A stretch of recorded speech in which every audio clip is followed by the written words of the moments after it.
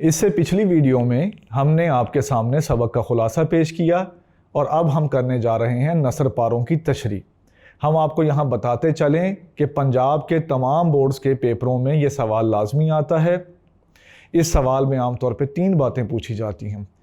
Number 1 پوچھا جاتا ہے حوالہ متن، دوسرے نمبر پہ پوچھا جاتا ہے سیاق و سباق، اور تیسرے نمبر پہ باری آتی ہے نثر پارے کی تشریح کی۔ بعض بورڈز میں یا بعض جگہوں پہ خط کشیدہ الفاظ کے معنی بھی پوچھے جا سکتے ہیں، وہ ہم آپ کو الگ سے پورے سبق کے مشکل الفاظ کے معنی بتا چکے ہیں۔ اس ترتیب سے آپ نے بورڈ کے پیپر میں یہ سوال اٹیمپٹ کرنا ہے۔ آئیے بڑھتے ہیں پہلے نثر پارے کی طرف۔ پہلا نثر پارہ ہم نے سبق کی بالکل ابتدا سے لیا ہے۔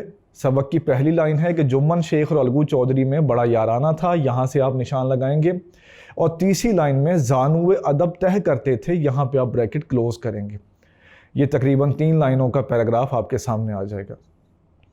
تو اس کے سب سے پہلے آپ لکھیں گے حوالہ متن۔ حوالہ متن میں سبق کا نام، پنچایت، مصنف کا نام، منشی پریم چند لکھ دیں گے۔ اس کے بعد باری آتی ہے سیاق و سباق کی۔ تو سیاق و سباق میں آپ لکھیں گے کہ یہ نثر پارہ سبق کے بالکل شروع سے لیا گیا ہے۔ اس کے آگے سبق میں بتایا گیا ہے کہ الگو چودھری نے اپنے استاد کی ہاتھ پاؤں کی بہت خدمت کی۔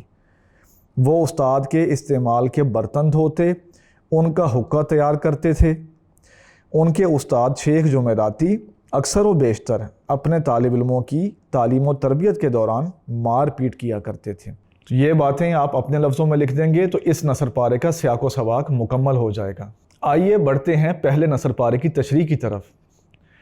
اس نثر پارے میں 2 دوستوں کا ذکر کیا گیا ہے۔ ایک کا نام تھا جمن شیخ، دوسرے کا نام تھا الگو چودھری، اور دونوں میں بڑی گہری دوستی تھی۔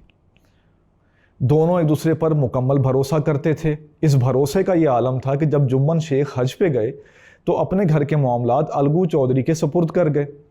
اسی طرح جب الگو چودھری کو کہیں جانا ہوتا تو وہ اپنے گھر کی ذمہ داری جمن شیخ کے حوالے کر جاتے تھے۔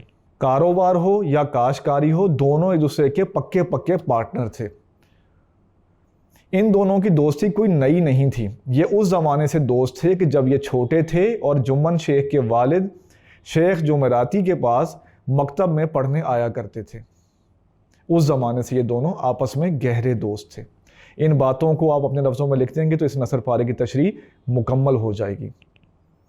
آئیے بڑھتے ہیں دوسرے نثر پارے کی طرف۔